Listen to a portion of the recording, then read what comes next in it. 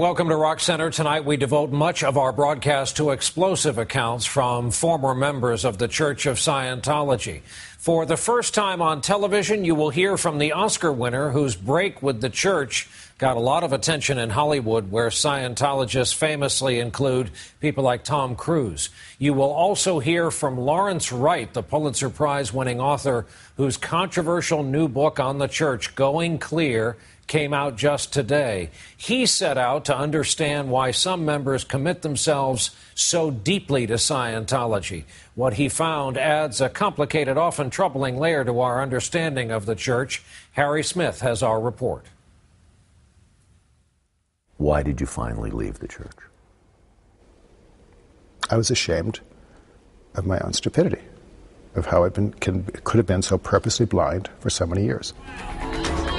Paul Haggis is the Oscar-winning writer and director of Crash, and the most famous Scientologist to ever leave the church and speak out publicly. Everyone who's left has left quietly.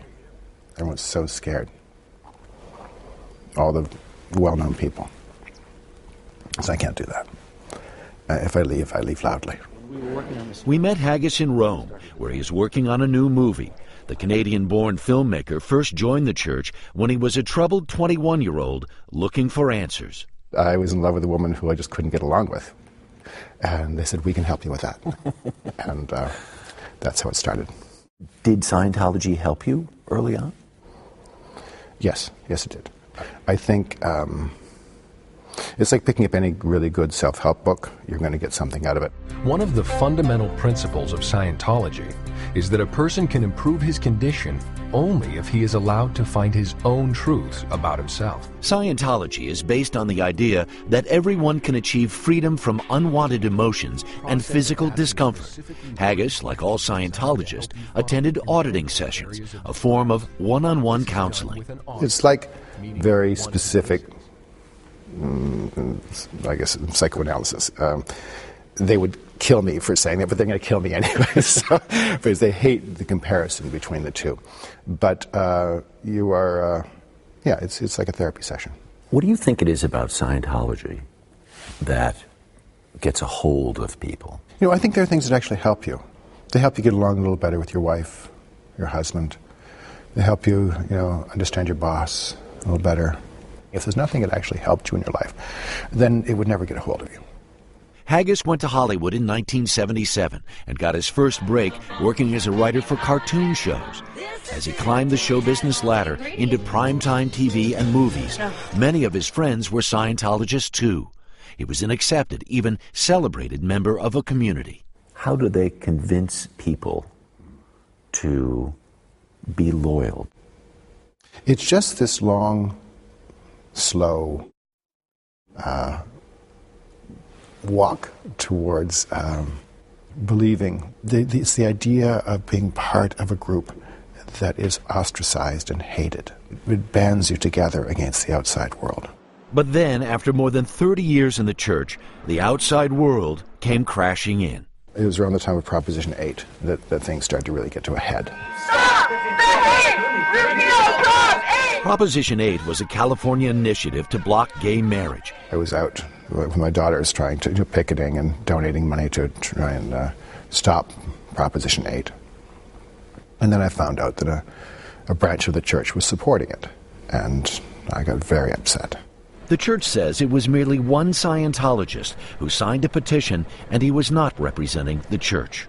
Long a champion of liberal causes, Haggis began to wonder what his church really stood for, and for the first time began his own research. I went, oh my God, is this really happening?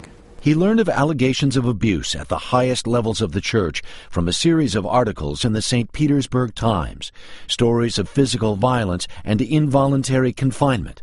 Haggis was particularly shocked when he read allegations on anti-Scientology websites of children made to work 12 to 16 hours a day. It's horrible treatment these kids had.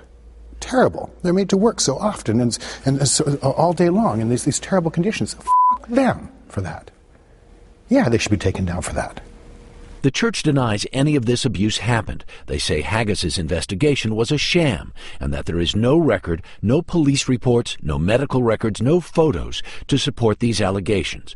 The church also says it adheres to all child labor laws. Haggis resigned from the church in 2009 and made his break public 2 years ago when the New Yorker published a controversial profile by reporter Lawrence Wright. I expected when I did this interview with Larry, people would just go, "Oh, this is the stupidest man on earth, isn't it?" And I probably am. I think that's the problem. You are purposely blind. I was purposely blind. You chose to be blind. Of course we choose. Anybody within a group like this has to choose to be blind. Haggis says he has been largely shunned by those in the Scientology community, but has heard from others that his resignation gave them the courage to quit as well. He is now part of the Pulitzer Prize-winning author Lawrence Wright's new book, out today, called Going Clear: Scientology, Hollywood, and the Prison of Belief, which is based on Wright's investigation of the church, including interviews with more than 200 people, mostly former members. What I was struck by is the people that I met with initially were really bright and interesting people. They were not freakish, they were not crackpots. They had their own reasons for being drawn into this organization. Science fiction writer L. Ron Hubbard founded the church in 1954, and while the religion has been a positive, transformative experience for some, it has long been shadowed by allegations that people have been emotionally and sometimes even physically abused. I don't think anybody would join Scientology in order to be abusive. You know, they go into Scientology because they want help. But at the deeper levels, as you go, further and further into the church, the distortions become more and more apparent. And it's at those levels that I think Scientology has lost its way. Why do you think the church is so controversial? It has a history of being very vindictive and litigious, and has a history of infiltrating the government and spying on people. And so it has created an atmosphere of fear that surrounds it. In the 1970s, the church launched a massive domestic espionage effort called Operation Snow White because the church believed the government was collecting information damaging to the church. Following an FBI raid, 11 Scientologists, including Hubbard's wife, were convicted of infiltrating numerous government agencies and stealing documents. Does this concern you, our having this conversation right now? Yes, of course it does. It's insanity. This is incredibly stupid. These are not people you want to mess with. For his heresy, the church has labeled Haggis the hypocrite of Hollywood and says he has not been an active member for years.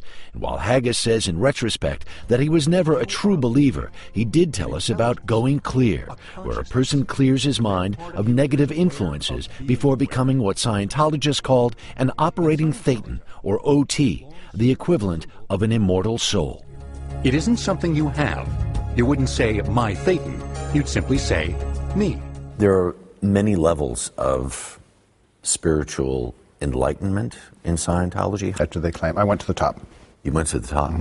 OT7. And that was the top in the late 70s. But by that time, Haggis says he was having serious doubts when he reached an earlier level called OT3, a crucial rite of passage that introduces Scientologists to key tenets of the church's beliefs. Haggis was stunned when he reviewed the material for OT3. And I read the materials, they're handwritten by Hubbard. And I went, what the hell is this? I mean, I could justify a lot of things in the past, and I could say, okay, but this there's nothing to justify. This is, damn, this is madness. This is absolute madness. Why'd you stay then? It's a part of your life at that point. Your kids are in school, your friends, your wife. It's what you know. Is Scientology a cult? Oh, of course it is. Of course it is. It's a system of belief that, I mean, you've got these folks inside this fortress who won't look out and won't look at any criticism and can't bear any investigation and think that everyone is against them. How would you describe that? It's a cult. Of course it is. As seen in this church video, there may be no more powerful marketing tool than the cult of celebrity. And perhaps there is no more important Scientologist than actor Tom Cruise. L. Ron Hubbard, known to his followers simply as LRH, courted stars from the very beginning. Tom Cruise has introduced LRH technology to over 1 billion people of Earth. I think it's a privilege to call yourself a Scientologist. Here, Cruise is being awarded Scientology's first Freedom Medal of Valor by church leader David Miscavige. What moral responsibility do you think these stars have to know about the alleged abuses in the church? These stars have been, in my opinion, exploited to advance Scientology. And so people join it because of them. And therefore, I think they have a tremendous moral responsibility to know what actually is happening inside the church. When you left the church, you described it as an act of treason. Yes, it was a treasonous act. If you have an enemy who's declared himself an enemy, that's a bad thing. But if you have a friend who's then stabbed you in the back, that's worse. And that's what they claimed I did, and that's actually what I did. Strong words. And after the break, when Harry's reporting continues, a family who devoted their lives, as you heard, to Scientology, they're describing practices a lot of people would find inconceivable, like parents separated from their own children.